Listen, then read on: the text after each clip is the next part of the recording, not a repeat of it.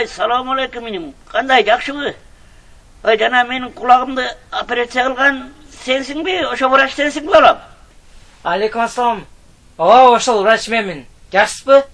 Рахмат, жакшы эле. Болгону кичине мындай, кандай десем, мындай башкачараак угулгандай болуп атат да. Ой байке, эчтеке эмес. Болгону эркектин кулагы жок, аялдыкын салып койгом. Эмне проблема болуп жатабы? Угулбай жатабы? Ой, жок, проблема деле жок. Мейли эми кандай салсаң дагы жакшы эле угулуп атат. Ал жагынан кеп жок.